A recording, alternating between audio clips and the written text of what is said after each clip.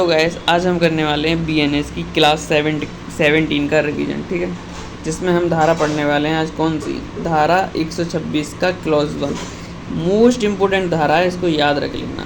तो धारा 126 की क्लॉज 1 में क्या है? तो इसमें बात की है सदोष अविरोध की परिभाषा। अब क्या होता है सदोष अवरोध? सदोष का मतलब होता है गलत तरीके से, अवरोध का मतलब होता है रुकावट, ठीक है, यानी कि किसी को उस दिशा में जाने से रोक देना जिस दिशा में वह जाना चाहता है, तो वो सदोष अवरोध है। इसके लिए सेक्शन 126 का क्लॉज 1 है। वहीं 126 का क्लॉज 2 कहता है कि सदोष अवरोध का दंड।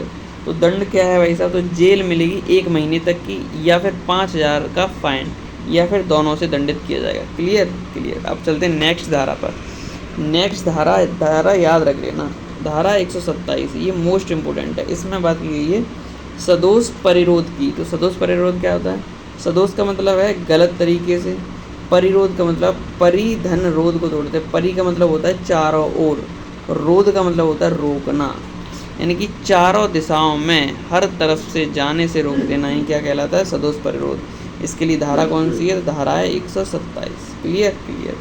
इसके लिए उदाहरण देखो। उदाहरण, किसी को कमरे में बंद कर देना, या फिर खुले मैदान में बैठाकर बंदूकधारी तैनात कर देना, तो यही है, ठीक है। नेक्स्ट धारा है, ये भी इम्पोर्टेंट है। धारा 127 का क्लॉज 2 कहता है सदोष परिरोध का दंड बताया गया इसमें।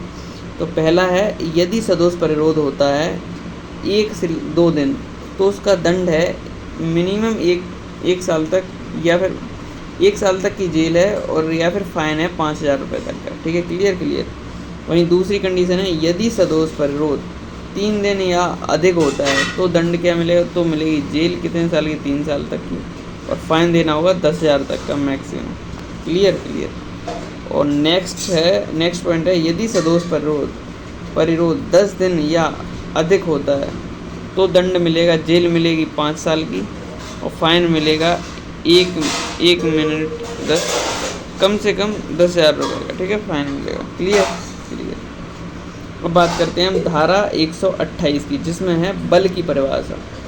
अब नेक्स्ट धारा बात करते हैं धारा 129, जिसमें है आपराधिक बल यानी क्रिमिनल फोर्स की परिभाषा दी गई। इसमें कहा गया है कि जब कोई व्यक्ति अपराध करने के लिए बल का प्रयोग करता है, वह बल जो है आपराधिक बल कहलाता है। वो क्या कहलाता है? आपराधिक बल कहलाता है। दूसरी बात, किसी की सम्मति यानी कंसर्ट के बिना अपराध करने के लिए बल का प्रयोग करता है, और उसे सामने वाले क्षति या भय या हो जाए, तो ऐसा बल आपराधिक बल कहलाता है। क्लियर। बात करते हैं इसके पॉइंट की। जैसे आपराधिक बल में आता है किसी महिला का घूंघट उठा लेना, ये आपराधिक बल है। किसी के पीछे कुत्ता दौड़ा देना, ये भी आपराधिक बल है। यदि कोई नाव पर बैठा है और नाव रस्सी से किनारे बंधी है, उसे क्या कर देना? उसे खोल देना, जिससे नाव में बैठा व्यक्ति डर जाए, तो ये भी इसके अंदर आता है। चौथा पॉइंट है कि चाबुक मारकर घोड़े की गति बढ़ा देना, ये भी इसमें आता है। क्लियर। अब बात करते हैं हम नेक्स्ट धारा की, जिसमें दी गई है सेक्शन 137। ये मोस्ट इम्पोर्टेंट है, याद रखना। जिसमें है व्यपहरण यानी किडनैपिंग की परिभाषा। व्यपहरण किडनैपिंग की परिभाषा, इसको हम बहुला फुसला कर ले जाते हैं, ठीक है। बल या फिर छल का प्रयोग नहीं होता है। प्रकार कितने हैं? तो व्यपहरण के 2 प्रकार हैं। एक है भारत में से व्यपहरण, एक है कानूनी सुरक्षा में से व्यपहरण। भारत में से कैसे? किसी व्यक्ति को भारत की सीमा से परे पहुंचा देना, उस व्यक्ति की संभव सम्मति के बिना, ठीक है। अब बात करते हैं कानूनी सुरक्षा क्या होती है। तो कानूनी सुरक्षा होती है तुम्हारी, क्या होती है? कानूनी सुरक्षा होती है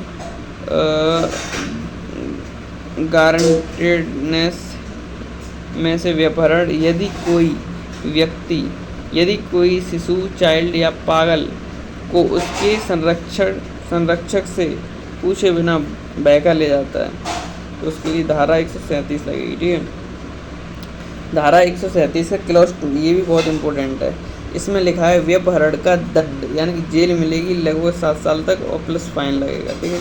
क्लियर।